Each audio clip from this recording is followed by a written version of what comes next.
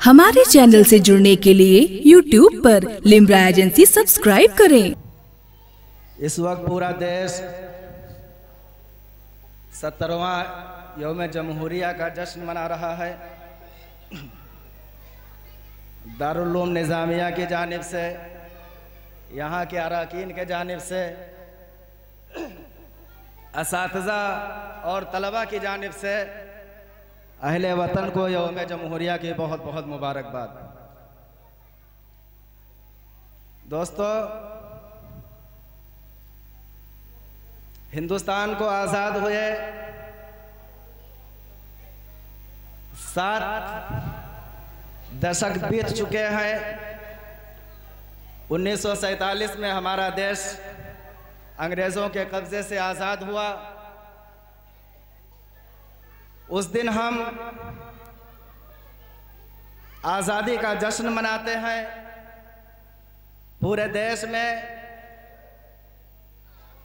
आज़ादी का जश्न 15 अगस्त को मनाया जाता है और 26 जनवरी को जमहूरियत का नाम दिया गया, लोकतंत्र का नाम दिया गया और गणतंत्र दिवस के नाम से मनाया जाता है। आज के दिन हिंदुस्तान का संविधान लागू हुआ था, हिंदुस्तान के आईन का नफाज किया गया था। यह ऐसा आईन था, ऐसा संविधान बनाया गया था जिसमें देश के हर समाज को उसका अधिकार दिया गया। जब वतन आज़ाद हुआ और वतन से अंग्रेज चले गए, यहाँ की बागडोर हिंदुस्तानियों के हाथ में आ गई, तो एक नए कानून की तश्कील देने की ज़रूरत पड़ी। और फिर मुजाहिदे आज़ादी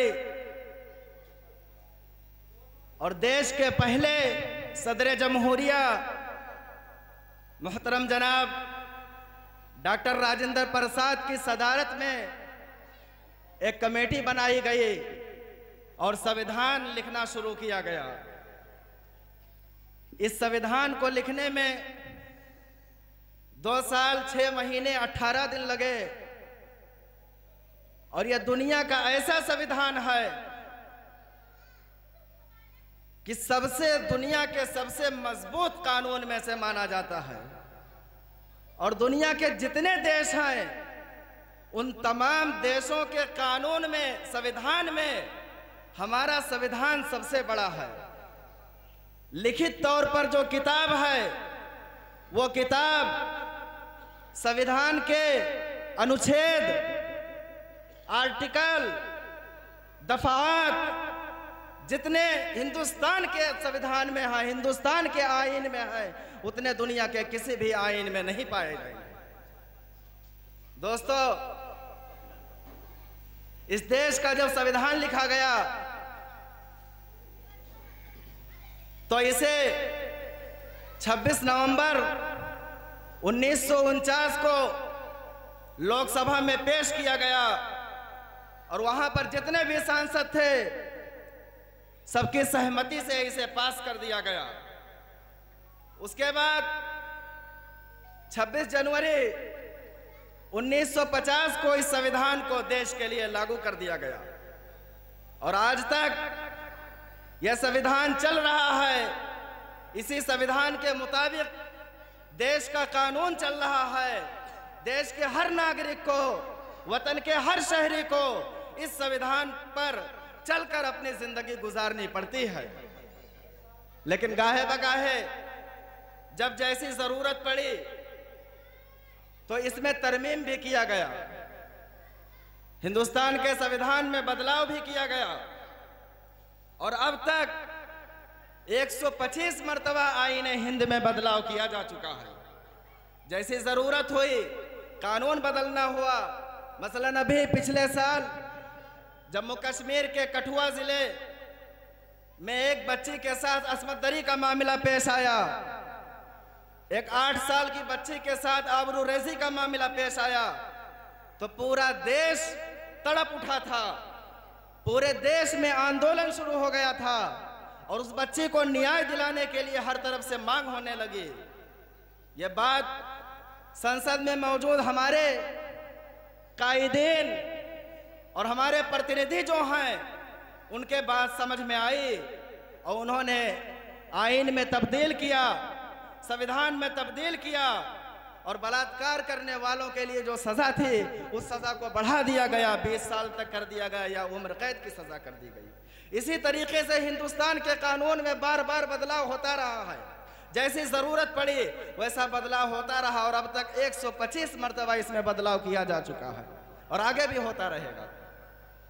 लेकिन दोस्तों, यह संविधान ऐसा है जिसने समाज के हर तबके को इंसाफ दिया है और जीने का अधिकार दिया है। यह देश ऐसा था, हजारों साल से इस देश में रंग के नाम पर, जाति के नाम पर, भाषा के नाम पर, राज्य के नाम पर, तरह तरह धर्म के नाम पर और ऊंच नीच के नाम पर, छोटे बड़े के नाम पर, अमीर गरीब के नाम पर गैर बराबरी का दस्तूर चला आ रहा था। एक धर्म का इंसान दूसरे धर्म के इंसान को अपने पास बिठाना नहीं चाहता था। ऊंची जाति का इंसान छोटे जाति से बात नहीं करना चाहता था। ऊंची जाति का इंसान छोटे जाति के लोगों को अपने कुएं से पानी नहीं पीने देता था। ऊंची जाति का इंसान छोटे जातियों के लोगों को हर तरह से परेशान करता था। लेकिन जब संविधान आया और कानून बनाया गया और डॉक्टर अंबेडकर, भीमराव अंबेडकर जी ने इस कानून को पास करा दिया, तो उसके बाद से ऐसा बदलाव आया है कि आज अगर कोई किसी नीची जात के इंसान को मार दे या तकलीफ दे दे या किसी तरह का भेदभाव हो तो गैर जमानती वारंट निकल आता है, उसकी जमानत नहीं होती है, उसे कम से कम 3 साल का सजा भुगतना ही पड़ेगा। तो ये हमारे संविधान की ताकत है, हमारे आईन की ताकत है जिसने हर सभी को इंसाफ दिया। अगर हम बात करें मुसलमानों की, बात करें अक़लियतों की, तो इस देश में अक़लियतों को और ख़ास तौर पर जो हिंदुस्तान की देश की दूसरी सबसे बड़ी आबादी है वो मुसलमान है, तो मुसलमानों को भी हर तरह की आज़ादी दी गई है। हमें अपने मज़हब के मुताबिक ज़िंदगी गुजारने का, अपने मज़हब पर चलने की आज़ादी दी गई है। हमें मदरसे बनाने की आज़ादी दी गई है, हमें चंदा करने की आज़ादी दी गई है, हमें अपने दीन की तबलीग करने की आज़ादी दी गई है, हमें जो लिबास पहनना चाहे उस लिबास को पहनने की आज़ादी दी गई है, हमें हर तरह की आज़ादी दी गई है और यह देश की ताकत है इसी में। लेकिन मेरे दोस्तों, मेरे साथियों और मेरे बच्चों, आज वक्त ऐसा है जब देश की आज़ादी को 7 दशक से 7 दहाई से ज़्यादा गुजर चुके हैं, तो देश वतन ऐसे मोड़ पर आ खड़ा हुआ है कि संविधान के साथ खिलवाड़ किया जा रहा है। हमारे बुजुर्गों ने अपने खून को बहा करके वतन को आज़ाद कराया था। उस आज़ादी के निशानात को मिटाया जा रहा है। आज वक्त ऐसा आ गया है कि हिंदुस्तान में आईन में तब्दीली की कोशिश की जा रही है और ख़ास तौर पर मुस्लिम कौम को निशाना बनाया जा रहा है। उसके लिए वक्त नहीं है बोलने का, मौजू तो इतना बड़ा है।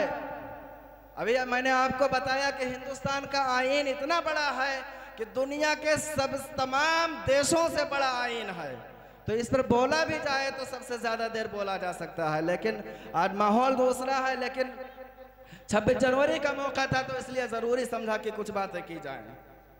आज देश में आईन के साथ खिलवाड़ हो रहा है, उसे हमें रोकना होगा। कोई दूसरा रोकने के लिए नहीं आएगा, क्योंकि जब आंख से आंसू बहती है तो खुद ही पोंछना पड़ता है दोस्तों।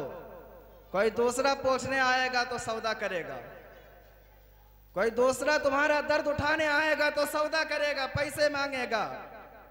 इसलिए हमें ही मजबूत बनना होगा, हमें ही अपने अंदर ताकत पैदा करनी होगी, आईन को समझना होगा और आईन के उसूलों पर चलकर इस देश को मजबूत करना होगा। इस देश में भागीदारी देनी होगी और जो लोग जहां से आईन में तब्दीली करना चाहते हैं हमें अपने ताकत पर, अपनी मेहनत पर वहां तक पहुंचना होगा और इस कोशिश को रोकनी होगी। एक बार मैं फिर दारुल उलूम की जानिब से, अराकीन, असातिज़ा और तलबा की जानिब से आप तमामी हजरात को यौम जमहूरिया की मुबारकबाद पेश करता हूँ। अस्सलामु अलैकुम वरहमतुल्लाहि वबरकातुहू। आप अपने जलसों की रिकॉर्डिंग के लिए हमसे राब्ता कायम करें। Limra agency, Aminabad, Lucknow. Mobile number 9935055789। हमारा दूसरा मोबाइल नंबर है 9305328319।